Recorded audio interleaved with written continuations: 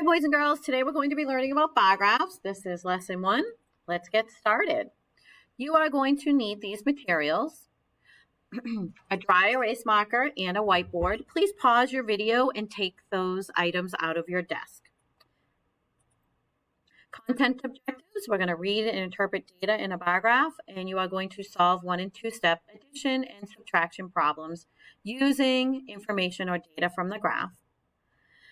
Our language objectives, you will be able to read and interpret bar graphs, and you are also going to be writing an addition or subtraction sentence and solving it.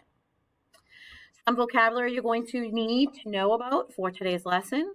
We're learning about bar graphs. So bar graphs can be horizontal, which means the bars go across from left to right. This is horizontal when the bars go across. Another type of bar graph is vertical, when the bars go up and down, and they start at the bottom and they go up and down. That is vertical. A scale, you can see here is a scale. There's a label here. This scale is counting by tens, 0, 10, 20, 30, 40, 50. So a scale is the numbers placed at fixed distances on a graph to help label the graph. So we're going to look at different bar graphs today, and you'll be able to notice the scale, and scales can be different. It's a really important feature on a bar graph because it helps you to know what to count by.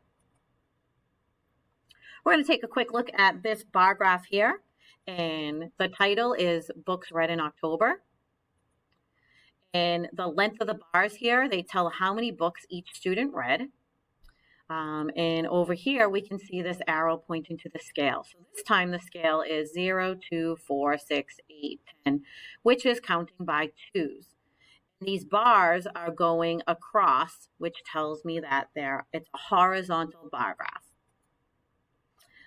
Again, horizontal bar graph, the bars are going across, and this is a vertical bar graph. So these are two bar graphs that have the same data or information. They're both about winter activities. The scale on this is counting by fours, 0, 4, 8, and you'll notice over here it's the same thing, 0, 4, 8. So you can create your bar graph or read bar graphs either way, horizontal or vertical. We're going to just take a quick look at this bar graph here, and we're going to, first I like to look at the bars, and I notice that these bars are going across, that is horizontal. I always look at the scale. The scale is counting by twos. And the way we read a bar graph is you read them from left to right. So karate has 10 votes. You can see it ends right on the 10. Soccer, 14 votes. Walking, 6 votes. And biking. Oh, biking is not on the 6. It does not touch the 8 yet. It is in between 6 and 8. So when the scale is 2, you would do halfway between. So you would just do between 6 and 8 is 7.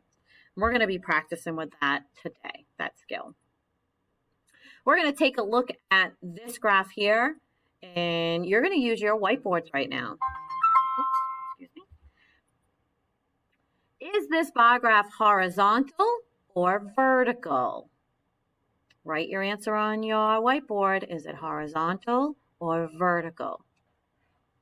If you chose vertical, you are correct. Nice job. How about the scale? What is the scale of this bar graph? Look at the numbers, find the scale. What are they counting by? What is each hop? How much in between each space? Write the number. The scale is 5. If you wrote 5, you're correct. The last question, how many students voted for puzzles? So if we look at our bar graph and we find the word puzzles, and we look at the bar, we read it from the bottom to the top. How many students voted for puzzles? Write it on your whiteboard. All right, if you wrote 20 as your answer, you are correct. Good job. All right, we're also going to be talking about 1- and 2-step addition and subtraction problems. So we spent all of Unit 1, the last month of school, learning about addition and clue words to help us when we are supposed to add. Today, we're going to be combining it with looking at the data or the information from graphs and looking at questions. So the question is, how many students combined voted for karate and walking?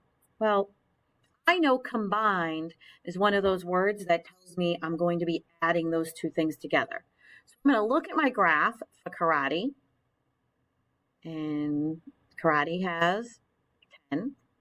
And walking, I'm going to go up to my bar and look at walking with 6.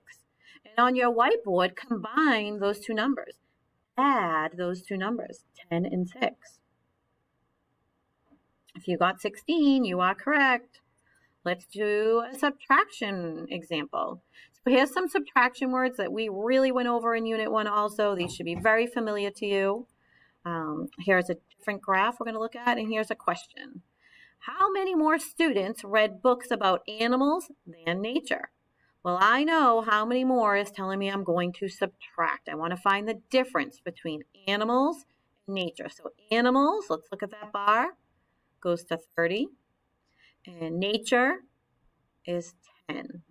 So if I'm finding the difference between animals and nature, how many more people chose animals than nature?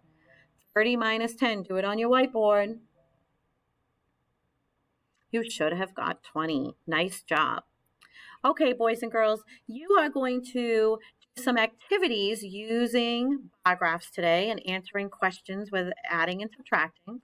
And I hope you have fun. I think you should refer back to this video if you need help with clue words for addition or subtraction. Have a good day.